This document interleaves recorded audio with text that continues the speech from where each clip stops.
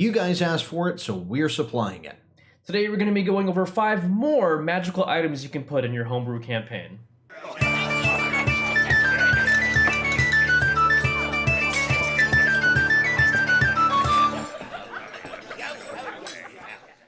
Welcome to the Homebrew Crew. I'm Tony, this is Sean, and today we are going over 5 more magical items that you can add to your campaign. Yes, we get a lot of requests of people asking us, hey, I want a new sword, hey, I want a new cape, and all this awesome stuff, and we figured that maybe it's time that we just kind of start hashing these out. So we might actually start doing these as a kind of like a monthly thing where we'll gather some little items here and there that you can kind of just toss in for fun. And if you send them to us at our DM Brew Crew email, just put little hashtag items, and then we'll know which one those helps are. us out quite a bit. Now, let's get into these. You found these on Reddit. Yeah, so these are all on Reddit. These are actually all in the Unearthed Arcana section, but there's a lot of different subreddits that you can utilize to find homebrew content. But a lot of the stuff that you're going to see is going to be from this Reddit page specifically. This first one is really, really cool because Dragonborn is my favorite race. They have a special place in my heart. And one thing that I always hear amongst the community sometimes is like, I wish that Dragon Breath was more powerful. And this item actually allows you to do that. This first one is the Collar of the Penitent Dragon.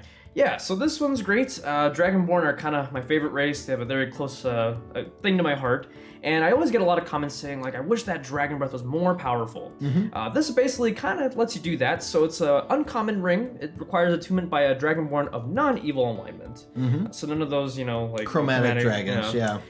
So essentially, you can now use your breath weapon as a bonus action, and it changes the damage type to Radiant. It also says that good aligned dragons can follow a penitent path, so you have advantage on charisma checks made to interact with such individuals.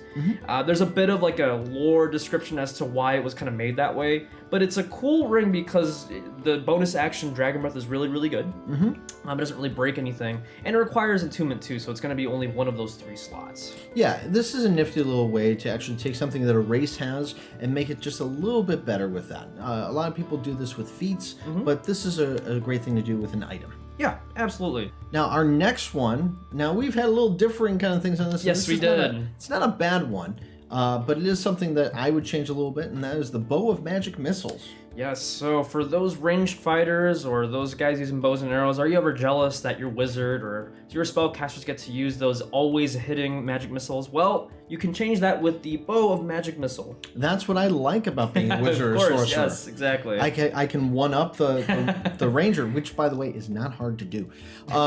But yeah, so essentially with it, it's a bow that you shoot these actual magic missiles out of with it, right? Yeah. You have +1 damage to attack and damage rolls, and it has 5 charges. Yep, it's got a range of 600 feet, so, it's pretty Which is far. a lot. And again, it's like a magic missile. It's guaranteed to hit, so it will do damage. And within 600 feet, that is quite a far range. Now, it does, you can expend charges additional, for fire off more arrow. missiles, right? And each arrow actually deals a nasty 1d6 plus your proficiency bonus. And that is where I have the problem with it, sir, because as a sorcerer, as a trained, person whose magic is innate in me, I can still only do 1d4 plus 1. Yeah, and not to mention that the bow actually gains 1d4 extended charges like every day, so you can basically keep recharging it. I agree with you there. If this was like a legendary item, maybe that would make a little bit more sense. The extra d6 in damage. But it's a very rare item. It requires proficiency, attunement proficiency with short bows and long bows. But yeah, I agree with you there. I think you can I would definitely put this down to a d4 like a magic missile. Right. Yeah. I mean, the main thing is with it too is there is a detriment to it if you're using up the last charge. But if you're smart, you're never going to use that last charge. Yeah, I'm about to say most players have a good head to not do that. Right. And unless that last 6 or something points of damage is going to be the thing that kills it, and you're okay with it just disintegrating on you. Right. But it is a good idea. Again, utilizing something from a class to make an item better. Yeah, absolutely. Oh boy, you always make me say these interesting names. So this is actually really cool. This is basically a sword that's good for like a wizard or some kind of spellcaster. So this is Eschaton. Eschaton. Okay, yeah, I'm gonna go with Eschaton. Good job there, Thank Sean. you. Yes, Eschaton. It's a sidearm for your wizard when it runs out of spell slots. Yeah. So it's a legendary item. It requires attunement by a bard, sorcerer, or wizard. Now this is very, very cool because every time that you essentially cast a spell, and depending on the level of the spell, you're adding charges to this magical sword. And based on the number of charges that are in the sword, it gets new abilities and nifty little things that it can do. Let's say you cast a 5th level spell, or 5 first level spells. You end up getting, the effect on here is when you attack with this weapon, you can use a spell casting modifier instead of strength or dexterity for the attack and damage rolls, which is not bad. Yeah, and there's other things too. I mean, you can even save up to 15, 30, 50 charges, and they do or a 75. lot of cool things. Yeah, or 75 if you want to go for it. And they do a lot of cool things. You can even like attack twice. You can do additional damage. You can cast a cantrip and attack. There's actually a lot of really cool things with this, and I like this because, you know, typically, especially with the wizard, you know, we don't really hand our wizard a longsword or something like that, you know? Gandalf had one. Yeah, and so you can basically do that here. So I like the idea a lot. Now, I know what you're thinking. You're thinking, oh my god, if they could just stack up their 9th level spells and get this 75 ability where they can hit with the attack and it's got this distance. No. Think of it this way. Every spell that you expend on that thing has to be used, but when you complete a long rest, the sword loses all of its charges. Yeah, you basically just reset the sword.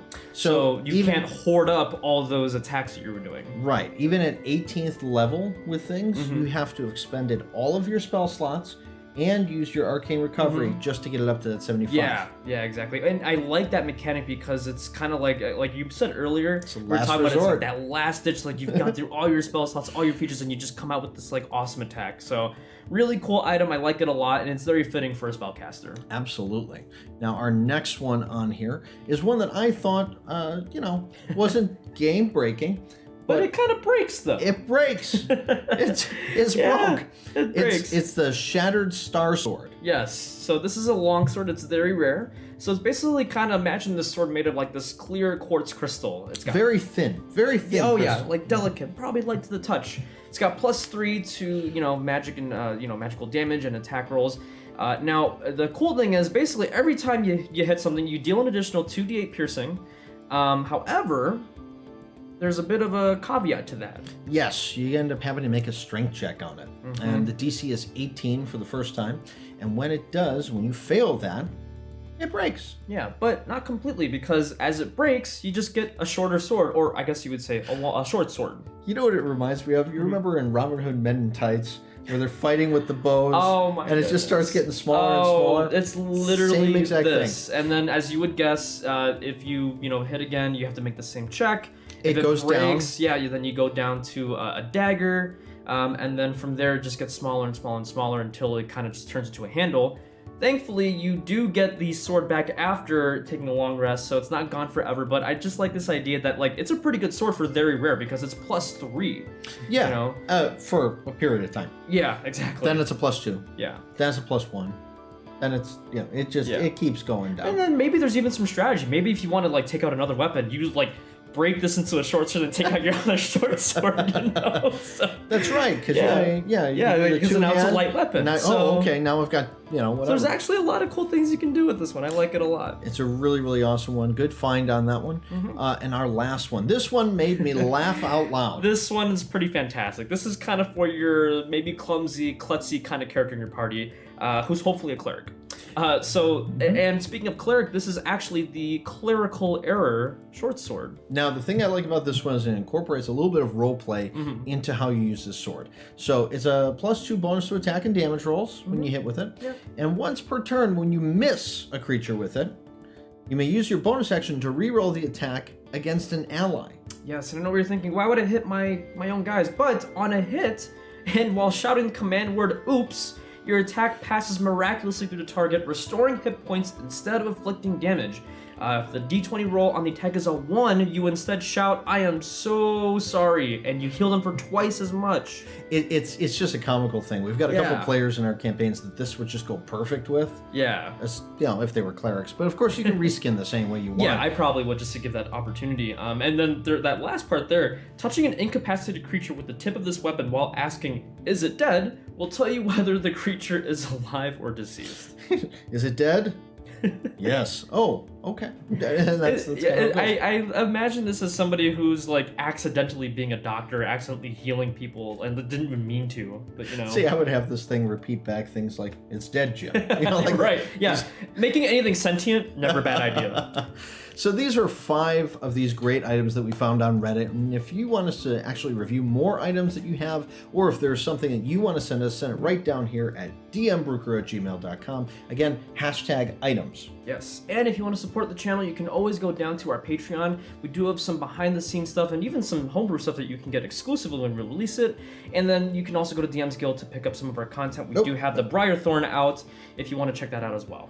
And remember, the best campaigns are always the ones that are homebrewed. So until next time, keep brewing.